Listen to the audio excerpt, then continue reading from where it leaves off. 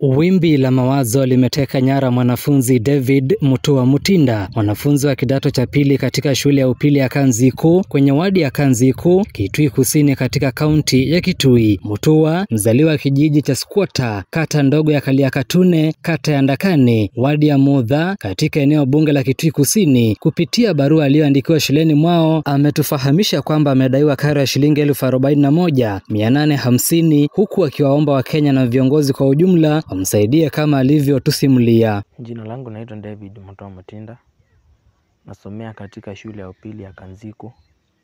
Shida ambayo niko nayo ni ya school fees. Niko na 2 weeks after kutuma school fees. Niko na huge balance ya 41,000. Hapa nyumbani sioni zikipatikana. Wazazi wangu hawana uwezo.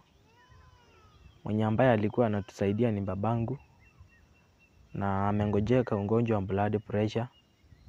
Tumeuza kila kitu hapa nyumbani ili akaweze kupata matibabu.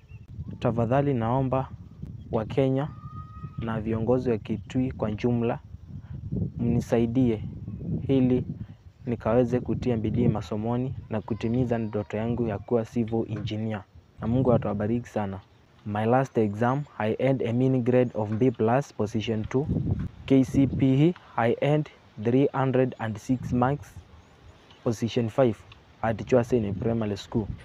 May God bless you. Kwa Wakenya ambao wangetaka kumsaidia mwanafunzi David Mutua Mutinda, wanaweza kumsaidia kupitia nambari ya mamake ambayo ni 0793557304 kwa jina Mwende Mutinda. Angalau mwanafunzi Mutua aweze kutimiza ndoto yake ya kuwa mhandisi wa ujenzi, yani civil engineer. Nikiripotia Kamulungu TV kutoka kijiji cha Squatter, kata ndogo ya Kaliakatune, kata ya Ndakane, wadi ya Mudha katika eneo bunge la Kitui Kusini katika kaunti ya Kitui.